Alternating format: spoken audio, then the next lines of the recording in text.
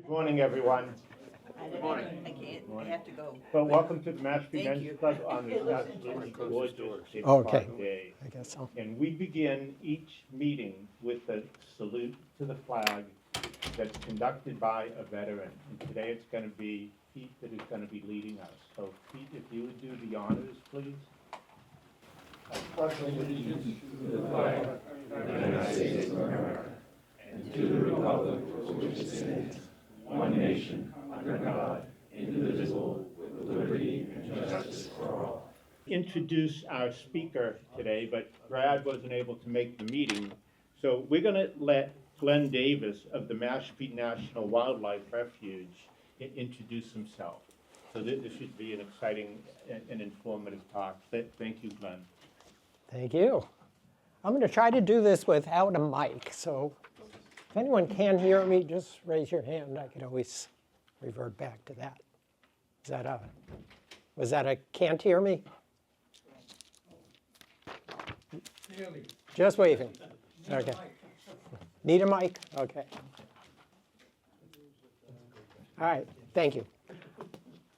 I am Glenn Davis. I'm co-president of the Friends of the Mashpee National Wildlife Refuge. I'm going to talk today a little bit about the Mashpee Refuge, a little bit about our Friends group, but mostly I'm going to talk about ospreys and a webcam that is on an osprey nest at the Wacoit Bay Reserve, if anyone's familiar with it. We call this program a Cape Cod love story. Rachel and Carson are our resident nesting pair of osprey on the nest. And you can access it from home, from your smartphone, from your computer. It's running 24/7, streaming live. And we do have information. There are cards back here that have the web address, and you're free to take one of those on your way out. The Mashpee National Wildlife Refuge, and we hear this all the time, people who have lived in Mashpee all their lives that didn't know there was a National Wildlife Refuge right here in Mashpee and Falmouth. It covers almost 6,000 acres in both Falmouth and Mashpee. It was named not for the town of Mashpee, but for the Mashpee Wampanoag tribe. And we are the largest accessible open space on the Upper Cape. Cape-wide, we're second only to the National Seashore. It is very unique in the refuge system in that there are 9 partners that collaborate on the refuge and everything that goes on within the refuge. And those are, I'll just kind of quickly mention them, the Mashpee Wampanoag tribe, Massachusetts, the state Mass Wildlife, the Wacoit Bay Reserve. That's actually the Wacoit Bay National Estuarine Research Reserve. That's a bit of a mouthful. We usually call them WBNER, W-B-N-E-R-R. Also, both the town of Mashpee and the town of Falmouth are partners in the refuge. The Friends, of course, in the middle. Orenda Wildlife Land Trust, the Falmouth Rod and Gun Club, and the U.S. Fish and Wildlife Service. There are over, I don't know the exact number, but there are over 500 national wildlife refuges across the country. Mashpee is the only one that is managed by a partnership. All others are managed by the U.S. Fish and Wildlife Service. Of the 6,000 acres, U.S. Fish and Wildlife owns about, I think it's under 300 acres of that land. So it is all of the other partners who have contributed to this partnership that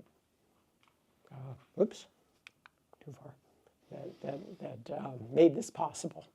And it was established in 1995 by an act of Congress. It was a big deal to establish a national wildlife refuge. It took an enormous amount of work. Back here, I'm just going to hold this up. We just have a couple of these, so I don't have enough to give out today. But if you join our Friends group, we do send these out to new members. It is the history of the Mashpee National Wildlife Refuge, and it is an amazing story of the people that were able to band together and make this happen. So if you haven't been to the refuge, if you've driven anywhere in Mashpee, you've probably driven through some parts, but please feel free to stop by any of our trailheads. Our Friends group, the Friends of the Mashpee National Wildlife Refuge, was also established in 1995 at the same time. Our mission is to assist the partners and the Mashpee Refuge Partnership in all that they do. We conduct stewardship programs, educational talks like this. We do a lot of work with native pollinators. We do trail work, advocacy for the refuge.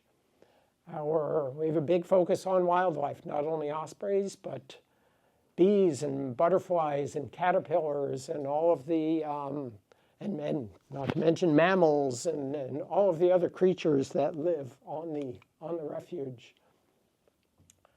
Few pictures of some of the programs we get involved in. We not only set up the camera on this nest that I'll be talking about today, but we have constructed nest platforms for ospreys. We maintain them, repair them when necessary. We do a lot of planting in pollinator gardens. We conduct, we've organized school programs. We do a lot of work with the Mashpee Wampanoag tribe. The pictures in the bottom right, excuse me, are a camp that they run. It's called POH, or Preserve Our Homeland, that is run every summer, and we participate with them in that. We do educational talks like this one. We do talks on ospreys, on horseshoe crabs, on pollinators and gardening. So there's a lot of things that we do get involved in. And if anyone is interested, before you leave today, we've got brochures on the table to my left, to your right, which has information. There is a sign-up sheet if anyone is interested in becoming a member, becoming a volunteer. We're always looking for volunteers. If you're a gardener or just want to get involved in some of the other programs that we do, be happy to have you. But I'm here mostly to talk about ospreys. And let me just back up. This picture that you've got here was taken from a camera that is located on a nest at the Wocoit Bay Reserve at Webner. It captures the nesting pair and their offspring, live streaming, available on the internet. It gives us literally a bird's eye view of what goes on in the nest. And we've seen some incredible moments, and I'll share, today I'm going to share a lot of highlight videos, some information about ospreys, but first some general information about ospreys. Ospreys are ubiquitous to Cape Cod. They are iconic. You can't be anywhere near the water on Cape Cod, look up in the sky, especially during the summer months, and not see an osprey. They are all over. But they can also be found on every continent except Antarctica, so they are almost worldwide. The ospreys that we see on Cape Cod are migratory birds. Not all ospreys are migratory. Some in other areas, Florida for example, most of the ospreys are residents. They live there year-round.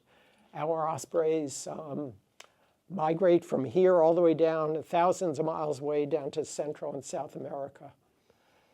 They only breed while they're here, though. Even though they spend most of the year elsewhere, they are only breeding for the few months of the year that they are with us on Cape Cod. They typically live between 15 and 20 years in the wild, actually even longer than that. New research has shown that some live in the wild 25, even 30 years. And they return to the same nest every year, which is, that in itself is kind of an incredible feat. I'll talk a little bit more about that. Adults weigh about 4 pounds, but they have a wingspan of up to 6 feet. So they are big birds. The females are a little bit larger. I'll show in some of the pictures and videos, talk about the difference between the males and the females. The females have kind of a brown mottled, they call it a necklace, around their chest, and generally the males are a little bit whiter on their chest. Pairs of ospreys typically remain together for life. They return to their previous nest each year and add to it. However, they are only together during the summer months, spring, summer, and fall, when they're here on Cape Cod. Once they leave for their migration, they're not together. They're not breeding, so they're not breeding with other mates. Yeah, question? Where do they migrate to? Hold that thought. My next slide will show that. But the adult pair will always return, not necessarily to their mate, but to the same nest. And their mate will also return to that nest. So yeah, they're there together. And generally they will remain together for life. They eat fish. They are incredible hunters. Let me see if I can get this to work. This is the only video that is not from our camera. Yeah. I hate YouTube sometimes. Okay, let's get through the... Okay. This is a slow motion video. This was in Scotland somewhere, of an osprey hunting. They dive down with their talons extended in front of them into the water. They can be completely submerged.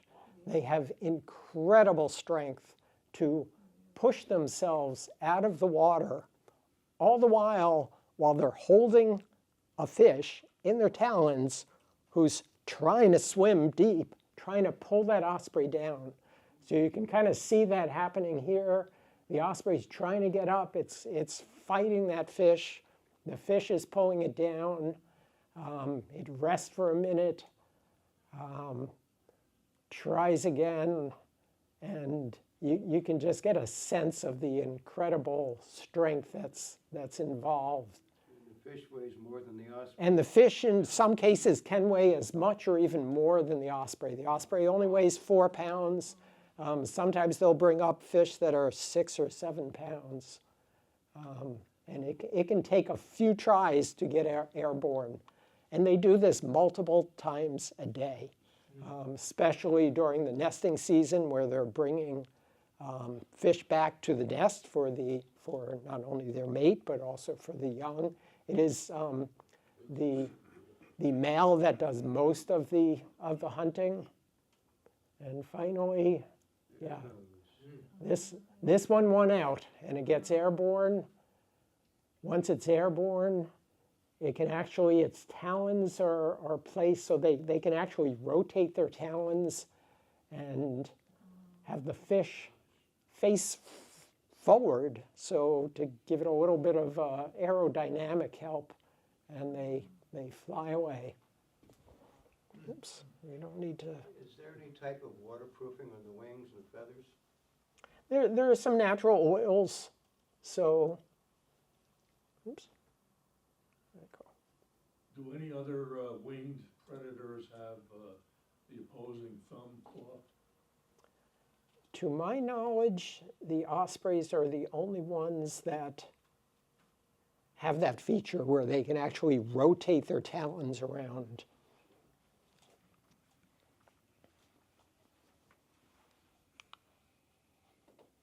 Okay, to answer your question, where do they go?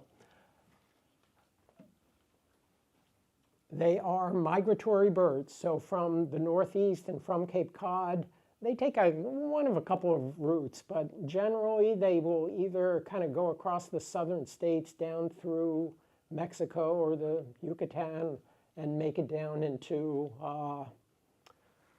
who knows their geography. This is Brazil, I know. I think that might be Bolivia, but basically somewhere in either South America. Sometimes they'll stop over in Central America. Some take a more easterly route where they'll kind of go through Florida, the Caribbean, but again, make it down into as far south as Brazil. They do this trek by themselves, even though I'll talk more about the offspring and the juveniles. When they leave for the year, they don't go with the parents. They go themselves. They make that journey. How they do it, it's one of these mysteries of nature. I'm not a biologist. I should give that disclaimer. So I don't really understand how they do this. But not only do they make it all the way down to Central or South America, but then the next season, they make it back. And they make it back to the adults will make it back to the same nest. The juveniles actually won't come back the following year. I'll talk a little bit more about this.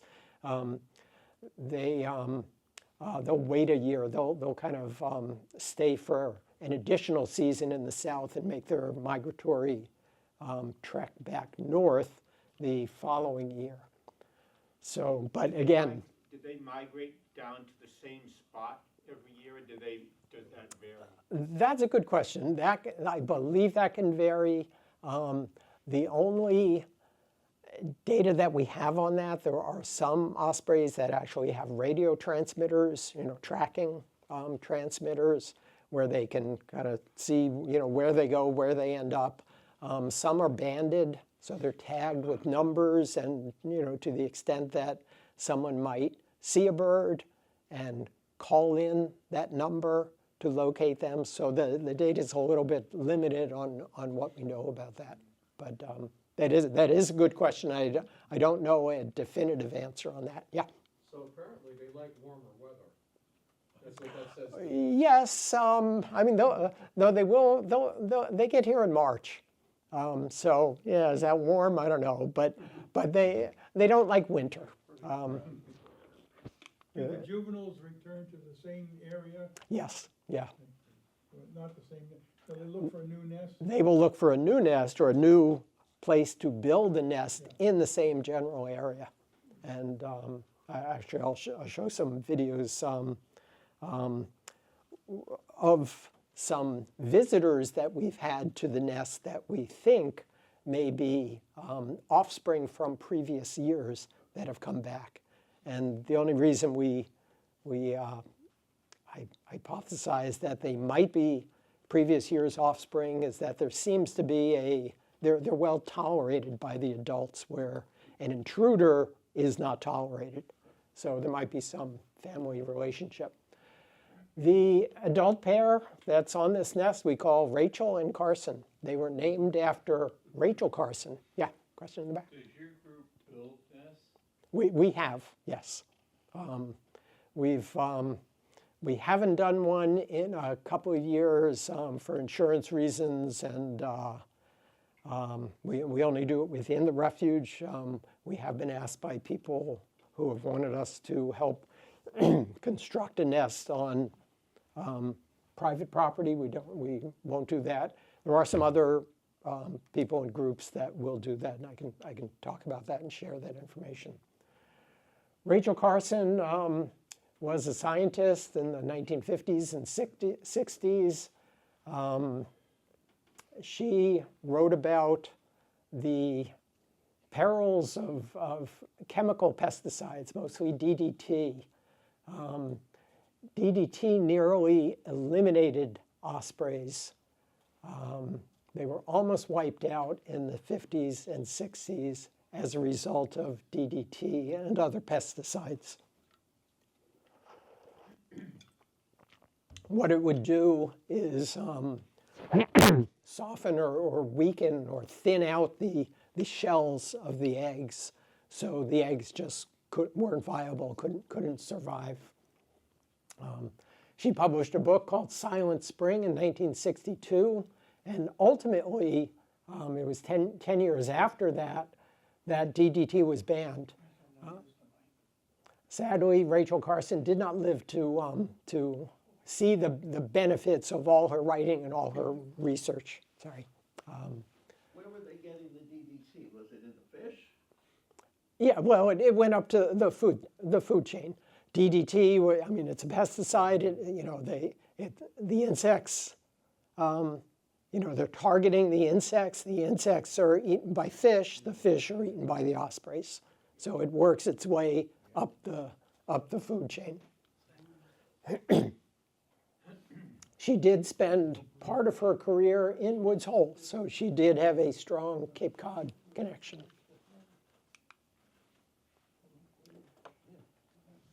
On Cape Cod, they return mid to late March. They lay their eggs mid-April, 2 to 4 eggs typically, 2 to 3 days apart. They will hatch late May to early June in the order that they are laid. So if there are 4 eggs in a clutch, sorry, I'm losing my voice here, not good timing.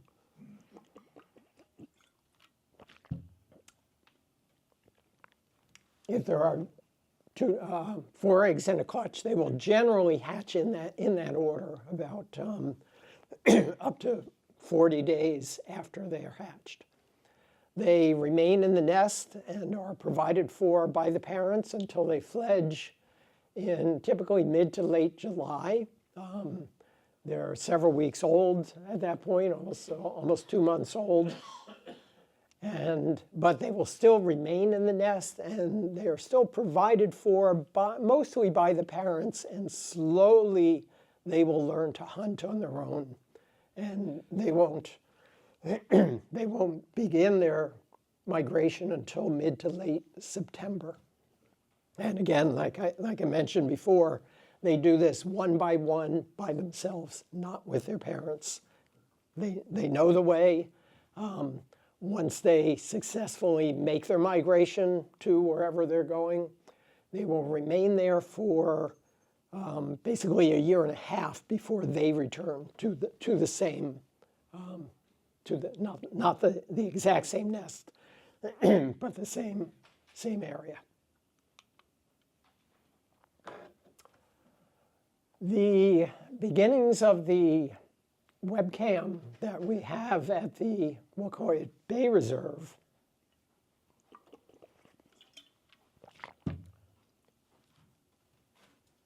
started in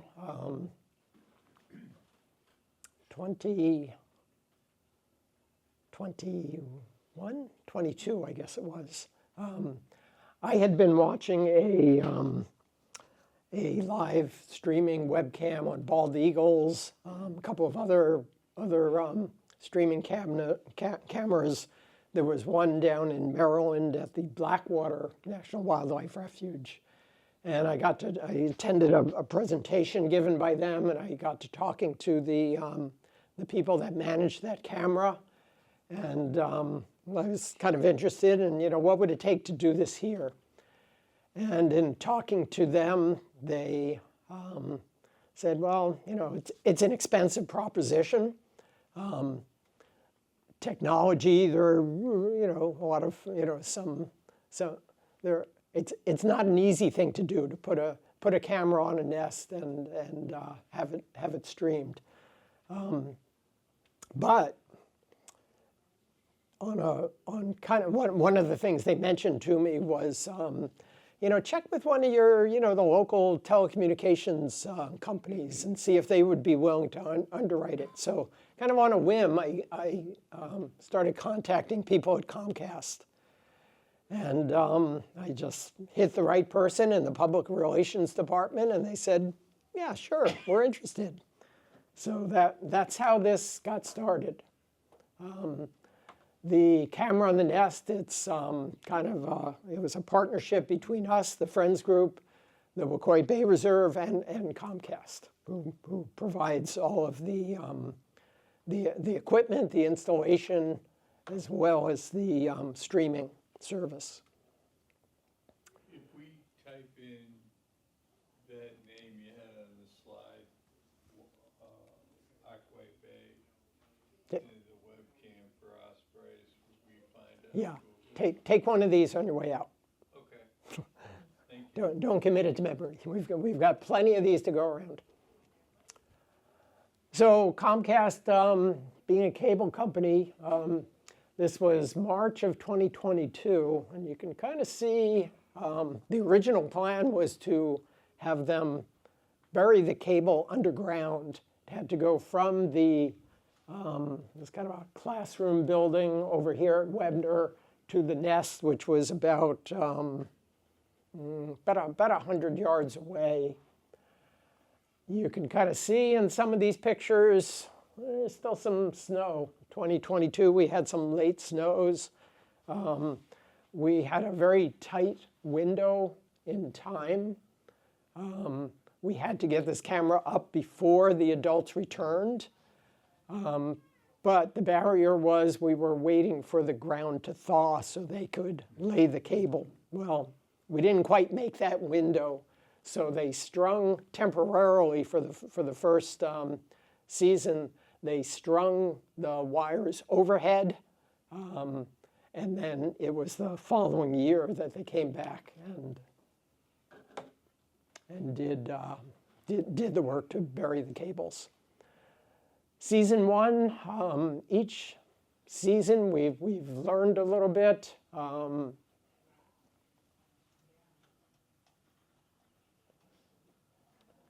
Season 1 had a little bit of a mishap. We learn each year, keep a close eye on what's going on here. Here the chicks are probably, maybe 6 weeks old.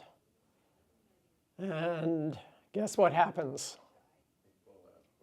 Yeah. That was almost the end of season 1.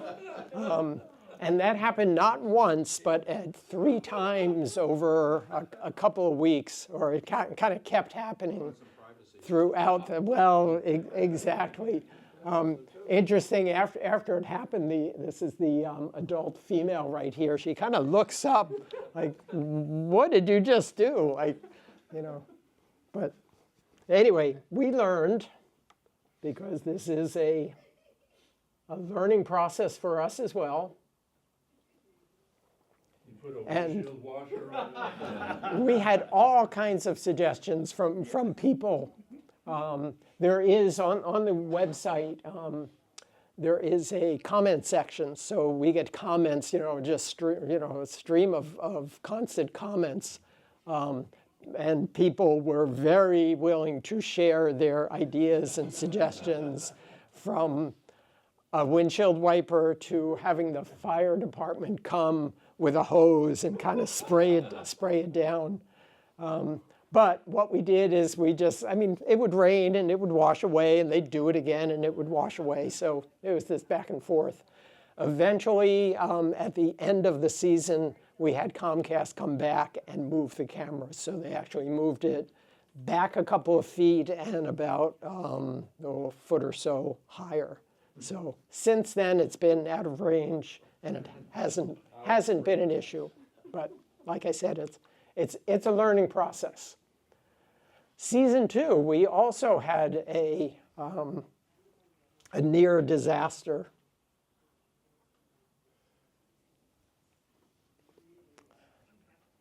Everything seemed good. The birds returned.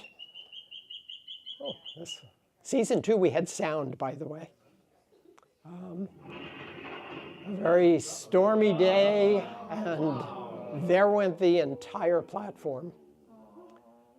The camera was mounted next to the platform, so the camera didn't go with it. So we captured all of this on video. What happened to the chick? There weren't chicks at this point. It was only the adults. So this was April 1st. There were no eggs and no chicks, luckily. Otherwise, yes, that would have been bad. So then what happened? Okay. Who asked that question? Great question.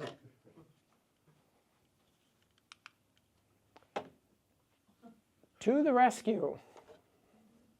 I've got a video here.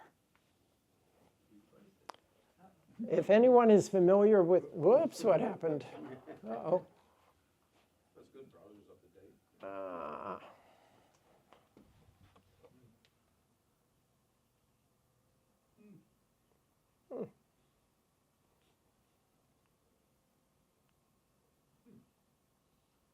Wonder if the osprey have a protective nature, like if a human got near that nest, if they, attack them or fight them off. Fight off the The human. person going up? Yeah. Absolutely, they wear protective gear. Playing golf in Quashnet one time and an osprey attacked us. Really? That would be kind of unusual, unless they were threatened in some way. Did the fasteners holding the platform tear out? It was an old pallet, and that platform had been there for possibly 20 years or more, and it just rotted away. Bear with me just a minute. I'm going to try to get this because this was kind of an interesting video. Oops. Are there predators that attack the nests? Yeah, ospreys themselves are, let's see, this is season 2. Ospreys are considered kind of apex predators like sharks. There aren't many animals that will attack an adult osprey. The chicks, on the other hand, are susceptible to raccoons.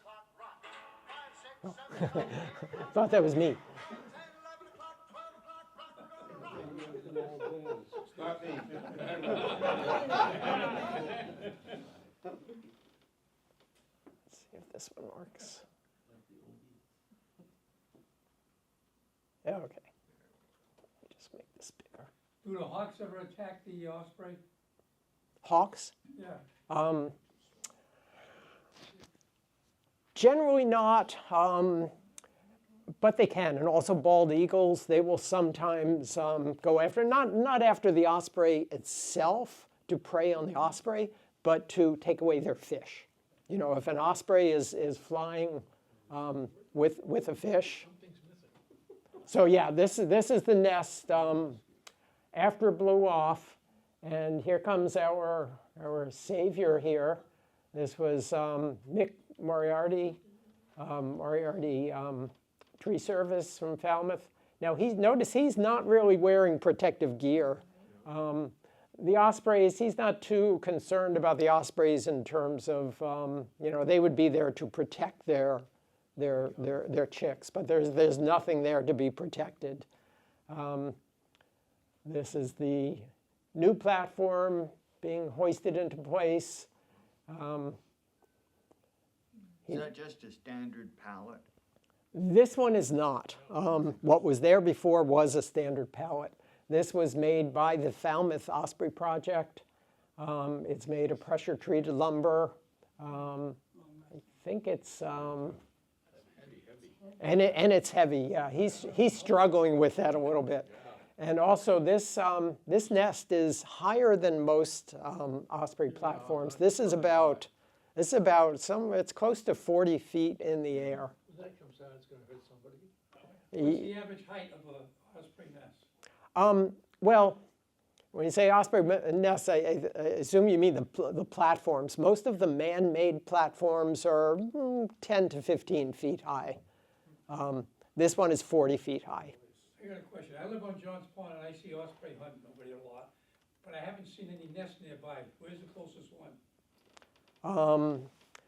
Somewhere around the shoreline. I'm not that familiar with Johns Pond, so I don't know for sure. But they will, I mean, obviously ospreys didn't always have man-made platforms to nest on. They would nest in trees. Usually dead trees that have kind of a, a V shape that they can start building on. And they like to be on the water, adjacent to the water. Is there a nest in Roach's parking lot?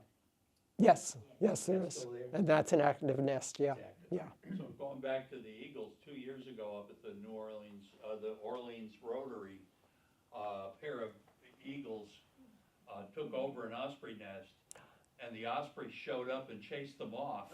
Yeah, yeah. Good for them. They will fiercely defend their Little nest. big fighter planes. Eagles can sometimes take over an osprey nest. Owls, great horned owls, can take over an osprey nest. How many osprey nests are there in Mashpee? I don't know the exact number. There are a lot. There are several hundred estimated to be on Cape Cod. Falmouth has over 100. I'm not surprised. I know within a, maybe a 1 mile radius of this nest, I'm aware of probably, 15, maybe 20 nests in the general vicinity. So when the offspring come back the following year, if there's a vacant nest, yeah, they're gonna come back to that. They're gonna try to find it and try to battle for it. There's two new ones in trees, dead trees by South Beach, just looking inland, across that little swampy area. Oh, okay, yes, yeah, I know where you mean. And that's actually, it's great to see ospreys nest in trees. Well, I was taking pictures of them when they were just starting to build the one that's closer in, and just was interesting to watch them build, and they looked like they were too juvenile, or not, I won't, Well, they're not juveniles at that point, but it might have been their first time, their first trip north. So this year, the ospreys return March 20th, and they kind of, they both will make it back. So this is Rachel and Carson again. They've returned after their winter away from each other. Again, they're not coming back to each other. They're coming back to the nest. Excuse me. Yeah. What happens if one of them doesn't return? Then that would be an exception where, when I said they do mate for life, they would find a replacement mate. So if it's the female, and actually hold that thought because I think, okay, getting reacquainted. I do, actually in a few minutes, I do have a video of a territorial battle over the nest that I'll show you. So yes, if let's say the male does not return, the female might be there, another male would see an available nest and come in and try to move in on the female. And if the male then comes back, yeah, there will be some pretty fierce battles. Yeah? Who builds the nest? Different organizations, different groups. In Falmouth, there is the Falmouth Osprey Project that works with Eversource and utility companies to move ospreys like to build nests at the tops of utility poles. Eversource does not like that. It doesn't end well for Eversource. It doesn't end well for the birds. So the Falmouth Osprey Project, their mission is basically to locate and build nest poles adjacent to where Eversource might have a utility pole, and encourage, and then they put up some equipment that kind of discourages the birds off of the utility pole and to move on to the new pole. You can see examples of that at Mashpee River Woodlands off Quiniquisette Avenue. Yeah, I'm not familiar with that, but of a pole adjacent to a utility pole. Yeah, yeah. When the juveniles return, do they start to build the nest hoping to find a partner, or do they Yeah. partner up first? No, they'll try to build a nest, and if let's say a male finds a suitable place to nest, might put a few sticks there, hoping to attract a female, and hopefully there's also a returning female that might be interested, and so it all just kind of. Build the nest cooperatively? Yes. Yeah, I'll show some videos of that as well. This year there were 3 eggs laid. They keep building up the nest, and the eggs hatched. All 3 eggs hatched. Now, having a camera on nature can have, it can be beautiful to watch, but nature can sometimes be harsh. And this year, unfortunately, none of the 3 chicks survived. Sadly, one of, I should start dancing. One of them died. It was the nor'easter, or that storm that we had just before Memorial Day, and then the other 2 just last week died after all of that cold and rain that we were getting.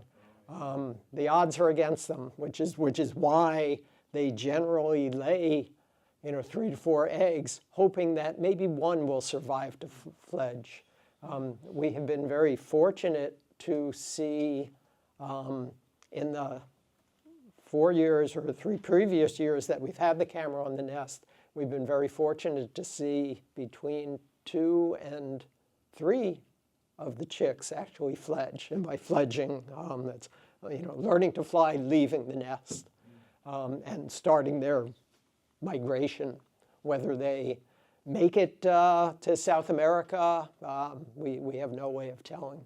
The odds are against them. What happens to the remains of the chicks that have died in the nest?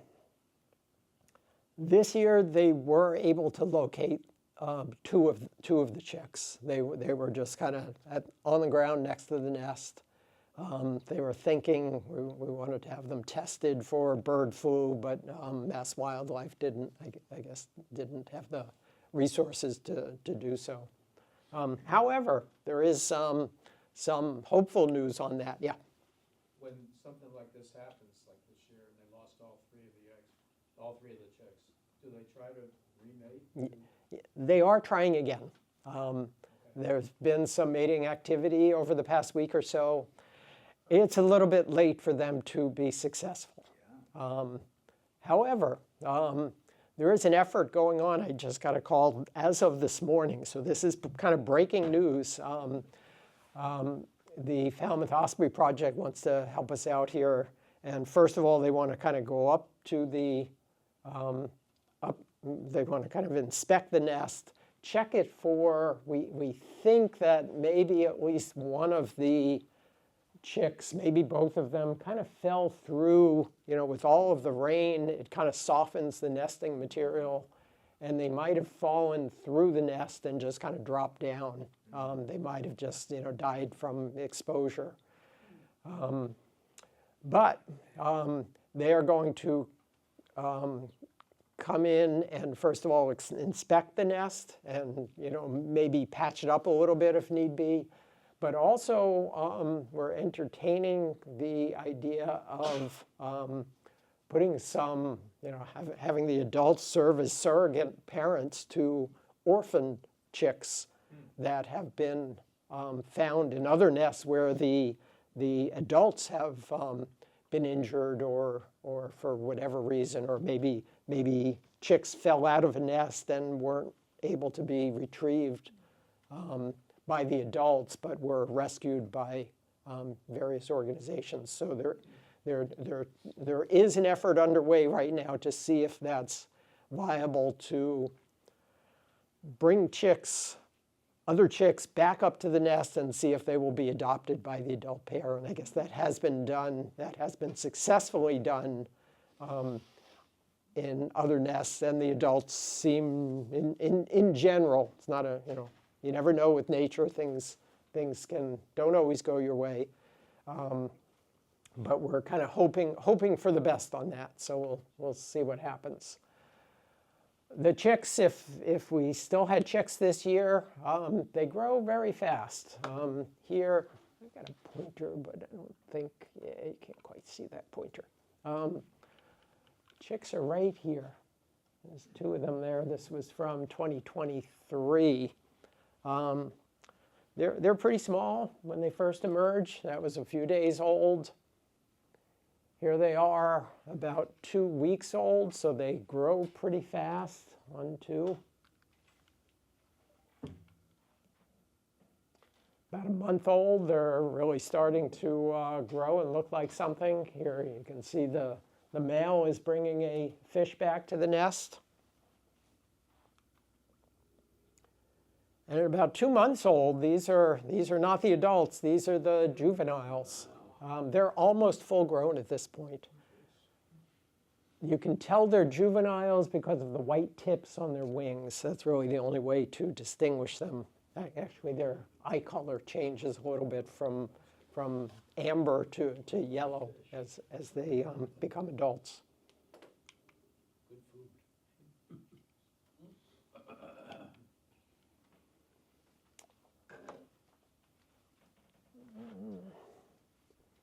All right, somebody asked about a hawk. Generally, we see hawks and owls in the off-season. So obviously, this is winter. That's not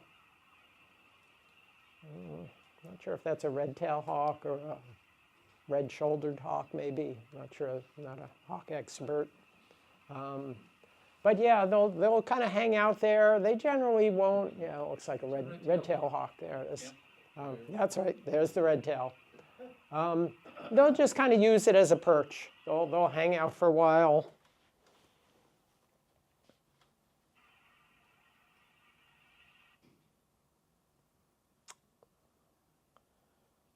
I need to find a better way of,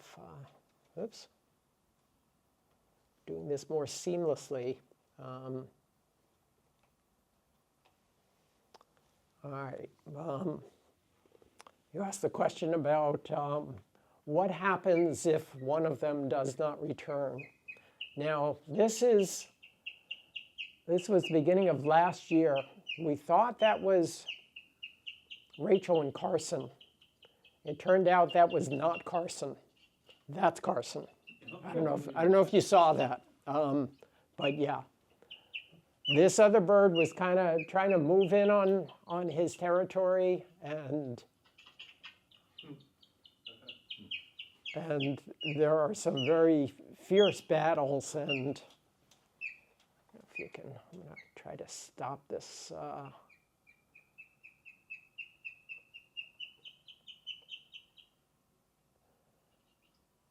Okay, right here. See what it's doing? It actually flips upside down to defend itself or to ward off this what seems to be an intruder, because their only means of defense is what? It's their talons. So it needs to, the osprey coming from above has an advantage. Its talons are down. That fish, it needs to get its talons up, and the only way it can do that is to flip itself over and somehow maneuver itself to ward off an attacker.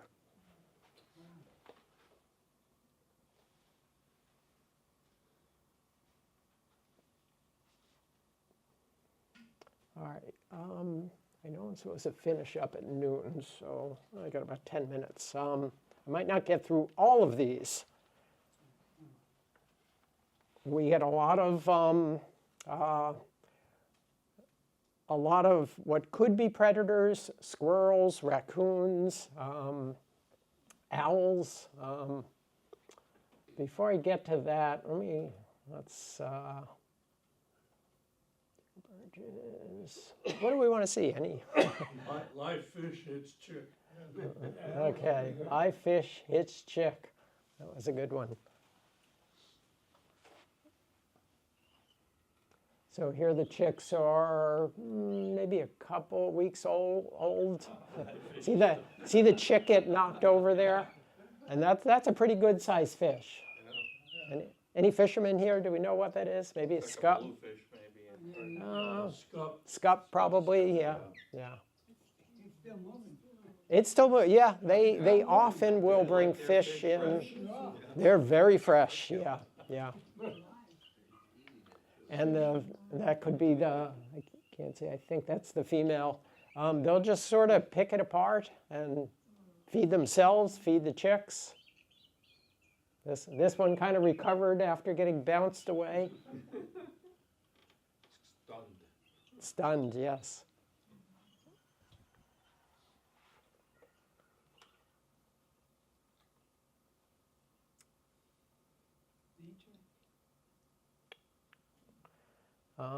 Big fish delivery.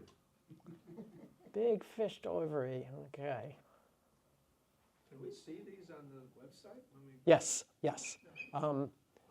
If you, okay, so that's Carson coming in with a pretty good sized fish. Still flopping. And it is still alive, and that's generally how they come, very, very fresh. Sometimes the male will feed itself first and, be at perch somewhere else, maybe another tree, and eat half the fish, and he'll bring the other half back. But very often, they're still. And they bring back 2 to 3 fish a day. So, again, if going back to that video I showed at the beginning, it requires a lot of effort to keep their family fed. And they're not always successful. I think I've seen statistics that it's like maybe 1 out of every 3 to 4 attempts they'll actually be successful in snaring a fish. How can a deer be an issue? Deers are not an issue. These were visitors. This was just kind of interesting, captured on film. And this is sped up. Whoops. This is sped up a little bit, but yeah, there was a herd of, I think, like 8 or 10 deer that just kind of hung out down below and eventually just sort of made their way through the area. So yeah, no, definitely not a predator. Another one that was not a predator. Kind of hard to carry. Kind of hard to carry, yeah, and not a fish. Sometimes this also not a predator. This is at night. The camera is running. What's going on here? See this? That's a spider. Just kind of hanging right in front of the camera, picked up by the infrared camera. Where is this nest located? This is at the Wacoit Bay Reserve in Falmouth, right on Route 28. So yeah, the spider looks pretty big there, but it's only because it's literally right in front of the camera lens. Weaving its net. It looks awfully big from here. But that would not pose any threat to the osprey, as far as I know. What about learning to fly? Yeah, learning to fly is kind of interesting. These are the juveniles. Again, they're pretty big, almost full grown. They'll just sort of hop around, a lot of wing flapping. a lot of activity, trying to get airborne. They don't want to do it prematurely, but eventually this one I think was successful. And watch, I believe it's the one in the back that takes off. Watch the reaction of the other two when this happens. They're just incredulous, saying, what did I just see? How did you do that? Can I do this too? Come on, one more try. No, no, still thinking about it. Wrong way down.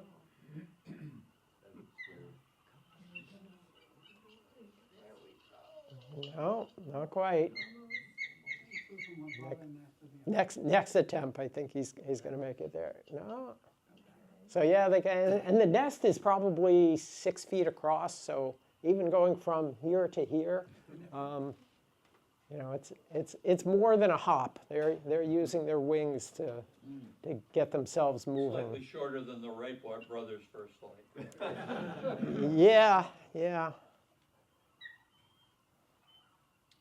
Come on, you can do it.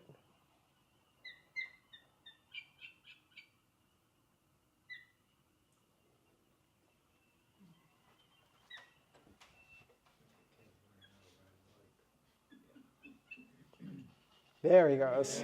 Okay, and the other two are just sort of watching. Saying, wow, that was pretty cool. And then eventually, the two other juveniles were probably maybe 2 or 3 days younger each. So it'll be a couple of days before the next one takes off. Did the other one come back to the nest at all? Or was Oh it- yeah. No, they're definitely coming back to the nest even after they fledge, because they can't. They're barely flying. There's no way they could hunt or catch a fish. So they're still going to be provided.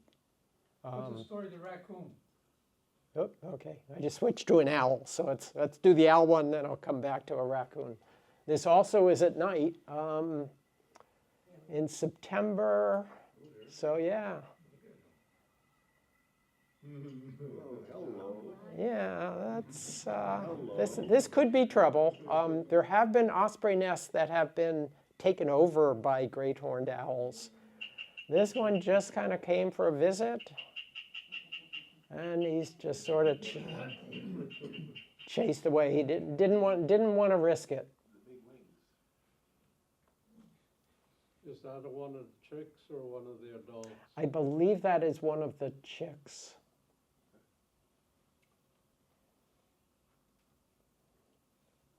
And raccoon. So if ospreys return to the same nest every year, then how do the fledglings know which nest to go to? They don't. They don't. When they come back, they don't have a. Here's the raccoon at the bottom of the screen, kind of poking its head up, and the osprey is saying, "No, don't even attempt it," because even though they only eat fish, those talons are pretty sharp, and they could make an exception and make a meal of a raccoon. Yeah, pretty brazen raccoon. This is also, I believe that's a juvenile. Pointing at the wrong screen. That's a juvenile osprey. So maybe it's not quite as threatening to the raccoon. But eventually, and the raccoon is just looking for, he's not going after the osprey, but there might be some fish remains. Or some eggs. Well, there aren't any eggs I know, here, but yes. This is late July, so certainly no eggs. But yes, if there were eggs there, raccoons can climb up a pole, go after the eggs. And, yeah.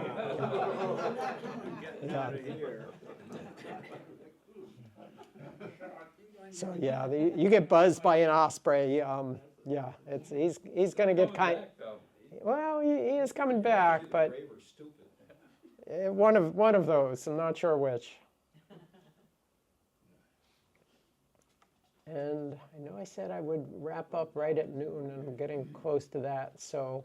And these guys can see pretty well after dark, huh? They generally will remain in the nest at night. So they're not nocturnal. They kind of sleep at night. But what we saw there was after dark, wasn't it? Yes, yes. Well, no, there's actually no light. It's an infrared camera. It's an infrared light, which is invisible to ospreys. We can't see it either. The camera can see it. I'm going to show you one more. Some of the hazards are not always wild animals. Sometimes they're man-made. There is a trash bag, and we have 3 chicks here, and there's a black trash bag on the nest. So again, a call to the Falmouth Osprey Project and Nick Moriarty.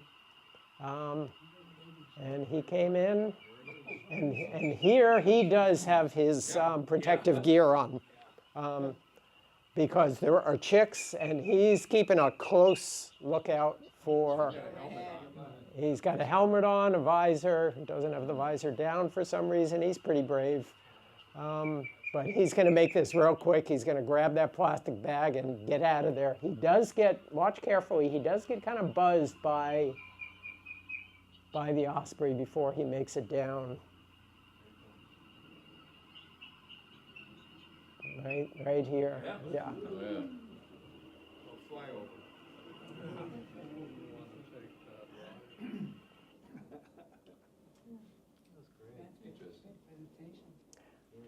That's really about it. We've got a few minutes left. If there's any questions, yeah, I'm happy How did the to. trash bag get there? Was it just blown up? No. Okay, these are birds. Their brains are not very big. It thought it would be a good idea to bring this up to the nest. Yeah, right. Ospreys, in talking to Kevin Friel from the Falmouth Osprey Project, has told me some stories of the things that they find up in osprey nests. I mean, not only trash bags, but sand toys, kids' pails and shovels, and I mean, you name it, and they have found it in osprey nests. Some are, they're not really going to do any harm. But some, yeah, pose a risk. But for whatever their reason is, they might think that something is a good idea. What about a thunderstorm? Thunderstorm. That's actually a good one. Blew over?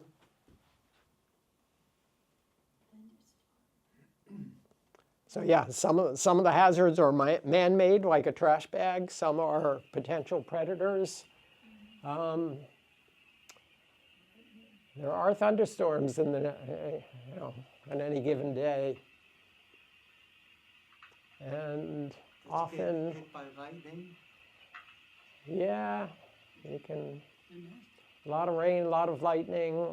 This isn't on this video. Which one is this? I believe. Especially if you got a little metal. Yeah.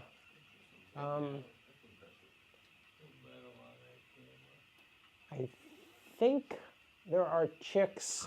I think this is the female, and she is shielding the chicks. Is the support pole metal, or is it like a wooden telephone pole? It's like a utility pole. It's wood, yeah. So yeah, no, it's not going to, hopefully it's not going to be struck directly by the lightning.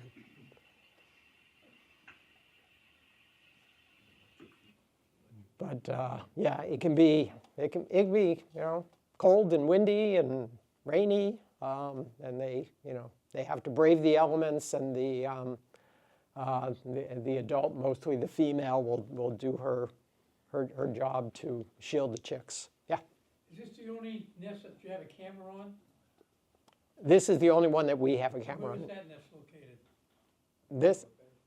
It's It's the same nest. It's at the Wacoit Bay Reserve. Oh, Point Bay, okay. Yeah.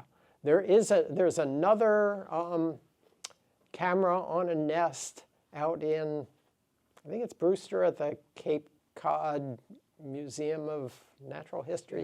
Is that the, yeah, There was yeah. one that Huey had. I don't know if it's still there or It's- not it's- after the well, unfortunate incident. Yeah, Huey in Woods Hole, they had a camera on a nest. The camera is still there, but they don't, it's not publicly viewable. There was, Yeah, one of the young killed his brother or sister. yeah, yeah. And people were saying, why don't they stop them? right. They're acting like animals. Exactly, and we get a lot of that. There's a lot of kind of bullying behavior that we see on the nest, you know, among the siblings. And Just like our that's, kids. exactly, you know, just like nature, and the parents, you know, the adults won't necessarily do anything to stop them, but that's what they do. Yeah. Who's holding the nest together? Spit and nothing. I mean, Well, the sticks come down. yeah, they're kind sort of, an anchor. yeah. But there's no, I mean, you know, some birds' nests, they're really finely interwoven, so it becomes kind of a very stable material. Osprey nests are not. They're a little bit messy. But Now, wasn't there a new nest built on the cell tower south of town? yes. Is there a story to be told there? My understanding was they were trying to build, the residents in that area were trying to, you know, get a cell tower built because, right, I live in that area, so I know. And they finally, Verizon or whoever, you know, agreed to finally build a tower there. And the first year after they built the tower, but before they had the equipment functioning, an osprey nested. And during the nesting season, you cannot disturb a nest. So it was sort of a full year almost before they came back and removed whatever nest might have been there. I'm not sure if they put in any kind of deterrence. There was But a they- house in Falmouth on the shore there that had one on its chimney, and they have to leave it. And then Yeah, exactly, they but, can you take know, it down afterwards, yeah. I guess. But yeah, ospreys will nest on boats. And yeah, by right, you're really not supposed to disturb an active nest. So Glenn, we're gonna have to call. Yeah, okay. So anyway, thank you all for being here, appreciate it. And thank you. And do take some information. If you take nothing else, take one of our brochures and grab one of these because this will get you to the website with the osprey nest. And feel free to sign up if you want to join our group or help out in any volunteer capacity. We do have a sign-up sheet. Glenn, what does it cost to join, to become a member? We have a few levels of membership. The membership starts at, for an adult, is $25 How's a your, year. When is membership here? how are you funded? Membership. Well, we do get some grants, grant funding for certain, you know, for specific projects, but most of it is through membership and donations. And the partnerships? The partners all kind of operate differently. So we, as the Friends Group, are able to support the partners, usually not in the other way around, because we are sort of the fundraising arm of the partnership. Okay, great. Thank you so much. Glenn. Okay? Those of you that are interested. Can there's I, a form there that can I have a motion to adjourn the meeting? Some of them. Okay, thank you all.